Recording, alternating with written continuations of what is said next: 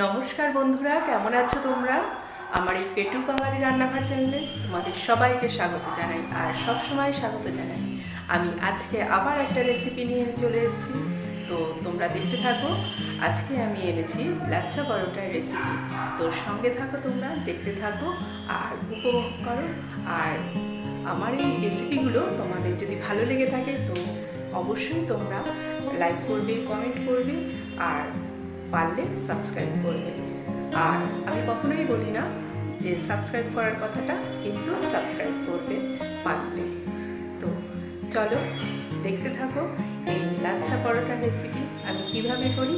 খুব ইজি প্রসেসে আমি দেখানোর চেষ্টা করেছি। এটা করলে এটা স্টোর করে রাখাও যায় আর খুব সফট হবে, নরম হবে। আর এই লাচ্ছা পরোটাটা তোমরা পরে কোনো paneer roll, egg roll, chicken roll হিসেবে সঙ্গেও ব্যবহার করতে পারো। তো চলো দেখতে থাকো।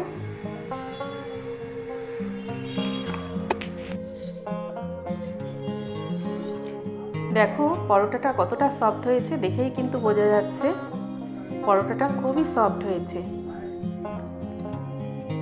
একদম নরম তুলতুলে পরোটা। তো শুরু করা যাক। এই আর লেয়ারগুলো খুব ভালো হয়েছে। এখানে আমি 2 কাপ ময়দা নিয়েছি, এই 1 কাপ দিলাম আর আরেক কাপ আগে থেকে মেপে রেখেছি 1 কাপ। আমি এখানে টোটাল 2 কাপ ময়দা দিয়েছি। আমি এখানে চিনি দিলাম 1 টেবিল স্পুন আর নুন দিয়েছি পরিমাণ মতন, হাফ চামচের মতন নুন দিয়েছি। দিয়ে এই শুকনো জিনিসগুলোকে ভালো করে মিশিয়ে নিতে হবে, বেশ সুন্দর করে মিশিয়ে নিতে হবে।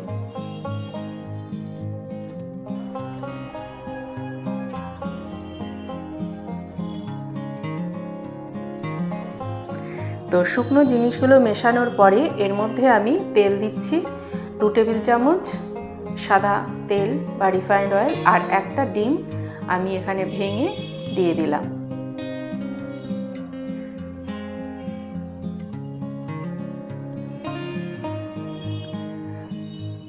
তারপরে এই তেল আর ডিমটাকেও ময়দার সঙ্গে ভালো করে মিশিয়ে নিতে হবে। আর ওই ডিমের বাটিটার মধ্যেই আমি খুব উষ্ণ, একদম উষ্ণ জল নিয়ে নিলাম। এখানে কিন্তু গরম জল দিলে হবে না, কেননা ডিমটা দিয়েছি যেহেতু। একদম উষ্ণর থেকেও ঠান্ডা, উষ্ণ গরম জল দিয়ে এই ময়দাটাকে ভালো করে মাখতে হবে। আর এই ময়দাটা একটু নরম হবে, একদম শক্ত হবে না। আমরা যে লুচি মাখি তার থেকে একটু নরম হবে।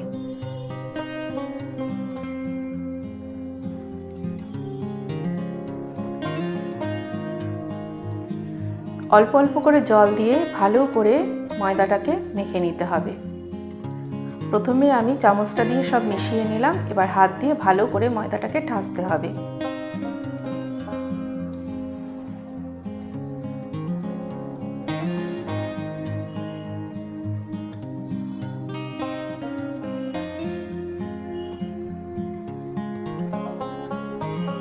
তো এইভাবে ময়দাটাকে মেখে নিতে হবে। এখনও কিন্তু আমার মাখা ভালো করে হয়নি, কমপ্লিট হয়নি। এবার ওপরে আমি একটু তেল দিয়ে তেলটাকে ভালো করে ময়দার মধ্যে লাগিয়ে ঢাকা দিয়ে রাখবো 30 মিনিট মতন। তারপরে আবার ময়দাটাকে মাখতে হবে। বাটির গায়েও আমি তেল লাগিয়ে দিলাম আর পুরো ময়দাটার গায়েও তেল লাগিয়ে দিলাম। দিয়ে ঢাকা দিয়ে 30 মিনিট মতো রাখতে হবে। 30 মিনিট পর আমি ময়দাটাকে নিয়ে ভালো করে ঠেসে নেব, একদম মসৃণ করে মেখে নেব ময়দাটা।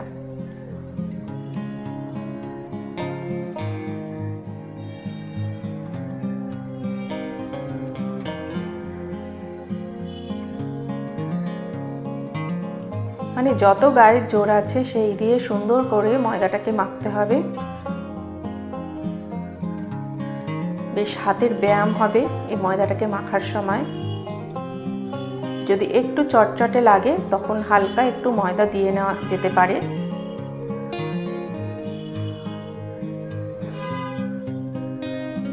একটা বড় ফ্ল্যাট জায়গার মধ্যে নিয়ে নিলে ময়দাটা মাখা ভালো হবে।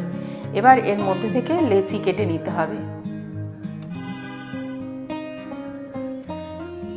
তো এটা থেকে 6টা মতন লেচি হবে।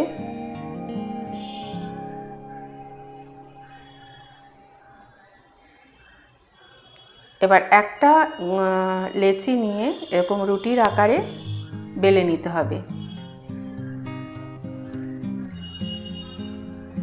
রুটির আকারে বেলে নিয়ে রিফাইন্ড অয়েল ব্রাশ দিয়ে ব্রাশ করে নিতে হবে ওই রুটিটার গায়ে। ভালো করে জানি সব জায়গায় তেলটা লাগে এমনভাবে ব্রাশ করে নিতে হবে।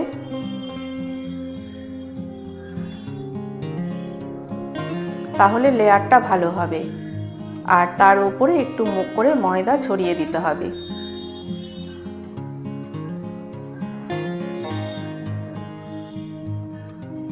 এইভাবে করে নিতে হবে। এবার ছোটবেলায় যেমনি আমরা কাগজের যে পাখা বানাতাম সেইভাবে ফোল্ড করতে হবে।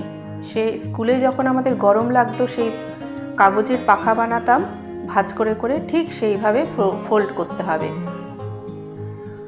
ওই চাইনিজ পাখাগুলো যেরকম হয় ওই রকম। এবার সেটাকে এরকম করে মুড়তে হবে।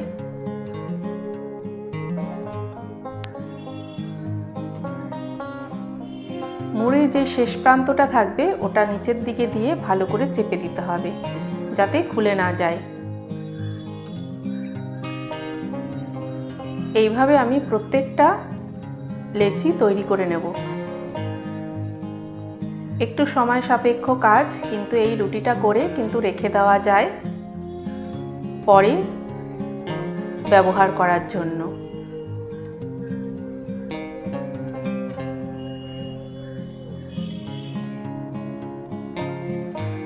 তো দেখতে থাকো, এটাও ঠিক সেম ভাবেই তৈরি করে নেওয়া হচ্ছে। ভালো করে ব্রাশের সাহায্যে তেল লাগিয়ে নেওয়া হচ্ছে। তারপরে আবার ময়দার গুঁড়ো ছড়িয়ে দেওয়া হলো। আবার সেই কাগজের পাখার মতন ভাঁজ করে নেওয়া হলো। তারপরে ওরকম রাউন্ড করে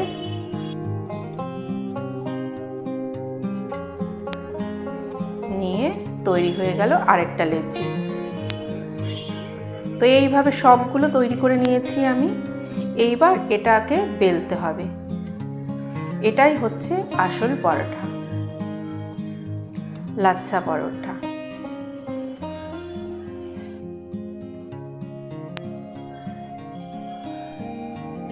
এবার যেরকম নর্মাল বেলে ওরকম করে পরোটাটা বেলে নিতে হবে।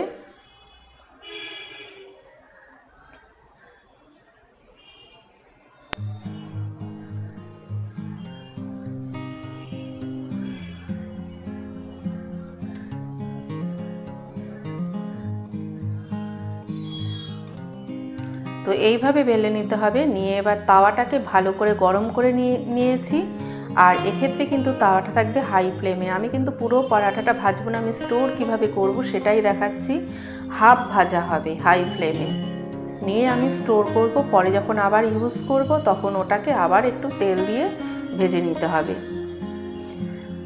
এক পিঠে হালকা রং ধরলে তখন আমি পরোটাটাকে উল্টে দিচ্ছি।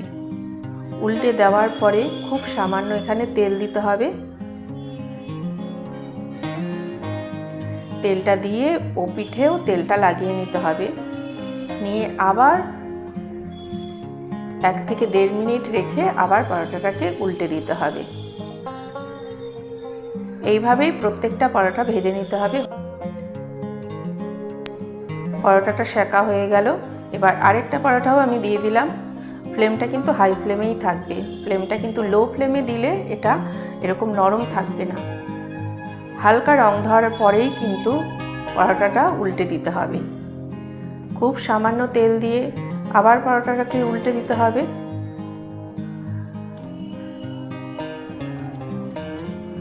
এইভাবে তোমরা সব পরোটাগুলোকে করে ঠান্ডা করে একটা বক্সে ভরে ফ্রিজে রেখে দিতে পারো।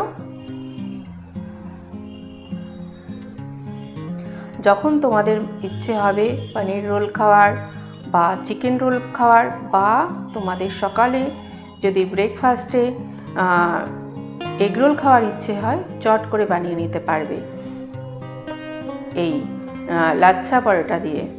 আর সবাই তো জানো লাচ্ছা পরোটার এগরোল চিকেন রোল কতটা টেস্টি হয়। তো আজকের মতন এই পর্যন্তই। তোমরা ভালো থেকো, সুস্থ থেকো, আর আমার ভিডিওগুলো দেখে যদি তোমরা ট্রাই করো কিছু, জানিও আমাকে কেমন হলো। তো আজকের মতন টাটা।